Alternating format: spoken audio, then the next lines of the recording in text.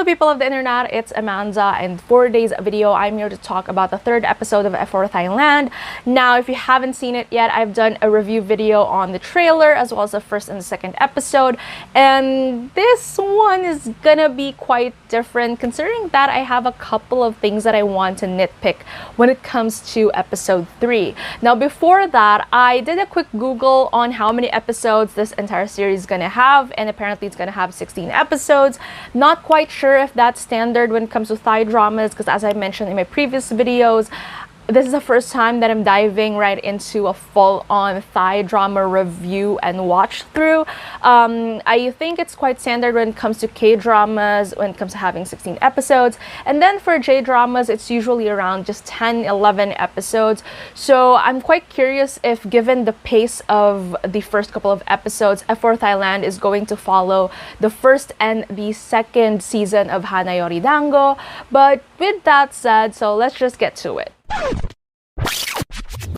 The story for episode 3 immediately kicks off right after episode 2, where there's this entire thing of the kiss between Gorya and Thyme. Now, it's accidental, so it's really more of like Thyme assuming things and then Gorya overthinking things, and at the same time, she doesn't want Ren to misunderstand the entire thing simply because she has a crush on him.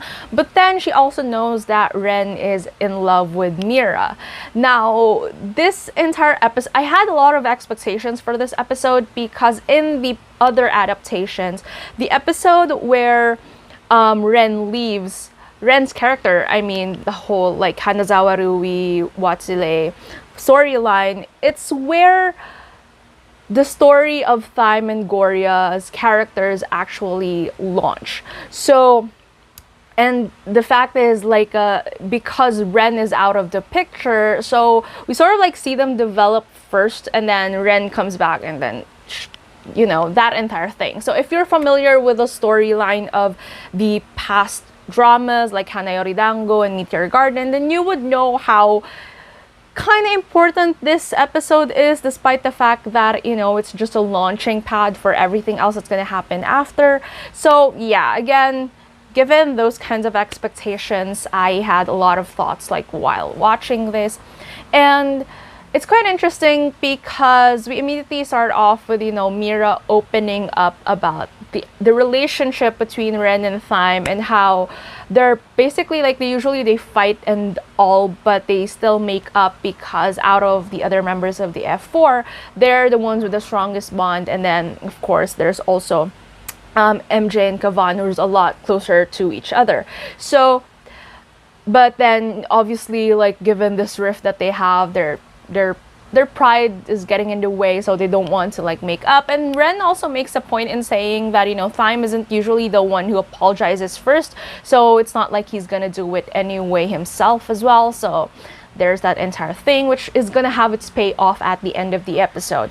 Still, there's this entire confrontation between Mira and Ren, and Mira sharing her decision to be a human rights lawyer, very similar to the approach of her other iterations of her characters in the past adaptations.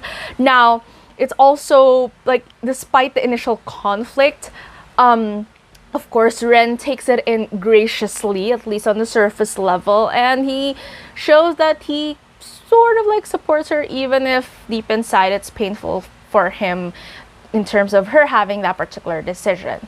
Now, what's interesting about this is Ren doesn't really confess his feelings up front when it comes to Mira's character as compared to like the other iterations of his character, like for Hanazawa-Rui and stuff, where the character confronts his first love and really straightforwardly tells her that I'm in love with you, it's like you're stringing me along, and this is the reason why I'm upset about this. But here, there's definitely a lack of clarity when it comes to, I don't know, just the relationship between the two of them, and I'm not particularly sure how that is or why that's like or anything like that. So yeah, I'm not sure if it implies that the audience should already know that Ren is in love with Mira, or something. But again, given the bond that they've had ever since they were children, I don't know, I feel like number one, they could have made it a lot more straightforward that he has romantic feelings for her rather than just feelings of attachment. I'm sure like it already is that way being shown on screen, but I just kind of like how in the other iterations it really made it a point that to point out the differences in terms of their feelings for each other, whereas the character of Mira in the other versions is very clear as to where her standpoint is, that she just looks at the character of Ren as a brother, as compared to this version where there is something mutual between them, but it's not really clarified verbally. Now, moving on to the next point, which is Gorya and Ren's confrontation after Gorya begs Mira to stay on Ren's behalf. I like how both actors acted out that scene. It's just that I feel like it delivered a character design flaw when it came to Ren's character, because he started pushing Gorya while they were having a confrontation. And it's not even like she was reaching out to him and he shoved her hand or anything like that. He just started actively pushing her, which I feel like again is outside of his character design. What I mean by that is his character iterations in the past also had a very similar scene confrontation wise, where he gets angry at the main female lead for interjecting into, you know, his love life and blah blah blah, and begging on her knees towards his first love to just negate the entire thing. You get the idea. But in this version, it kind of is a weird juxtaposition, considering that in episode 2, Ren got mad at Thyme for pushing Mira when they were in the middle of a fight. So for him to do the exact same thing while confronting Gorya, like him pushing her, again, it is an antithesis when it comes to his character, and I know that it's a very simple gesture of him being mad, and Gorya pushed him back, which I feel like is really, really a good addition in terms of like an equal play between the two of them during that scene. But I feel like, again, his entire character design for the longest time is that he's nicer than the other characters of the F4, especially with Thyme.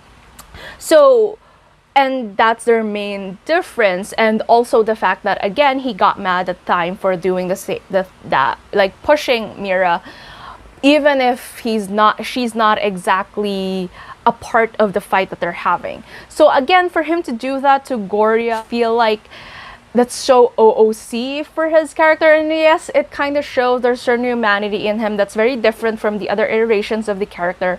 But then at the same time, I just feel like that kind of ruins the character a little bit in terms of representation, because again, Ren's character, like him doing that, doesn't make him any difference from Thyme now, who just treats the woman that he likes or the object of his affection very differently, and then lashes out at basically anyone else who doesn't share the same things. I mean, he kind of redeems himself at the end, because we see him taking Gorya's advice and him sort of like thanking her for making him realize that blah blah, that he should just follow Mira instead of being so passive about everything and not doing anything about anything. But again, I feel like that gesture itself, it's not even just the fact that he pushed her or anything like that, because Thyme has done other horrible things as seen in episode 1 and 2. But again, I feel like it's more of like it puts a flaw in the character design of Ren himself and what his character is supposed to stand for, and in terms of just juxtaposing the character differences between Ren and Thyme. So yeah, I'm not sure if that is making sense, but I feel like that's one of the biggest things that I have with this particular episode. Another thing is, for some reason, the impact, like even with Maria playing Tia, who is Thyme's sister, her introduction, she's really awesome, but then at the same time, like it doesn't have as much of an impact. Like that entire scene felt really lukewarm for me. I'm not sure if it's because she wasn't the one who was actually driving Gorya to school, as compared to like the Japanese version, where it's like everyone was shocked because Tsubaki Domyoji was the one who's driving Makino Tsukushi to school. Like that kind of dynamic in terms of developing the relationship between Tsubaki and Makino versus Gorya and Tia felt kind of like lost, because I feel like they want to establish this time with Tia and Thyme talking, but they could have done that in a later scene, I feel like. So again, the impact of that scene is a little bit lost on based on my perspective. And finally, speaking of impact, I didn't really like how Thyme asked Gorya out. That scene could have been and should have been iconic. And maybe it's because of the strong impression that Domyoji, the way Domyoji asked Makino out, with him like saying it in front of the cafeteria of the school and asking her out, and everyone being so shocked about it, but him doing it up front and very straightforward has a lot more impact as compared to how they did it in this version, where he flashes a message on screen in the school cafeteria, VTR type of thing. Like, I didn't really like that at all. I feel like him marching to her, asking her, and then actually seeing her reaction, and her reaction being very clear that she's not game, but then he still insists on waiting on her anyway.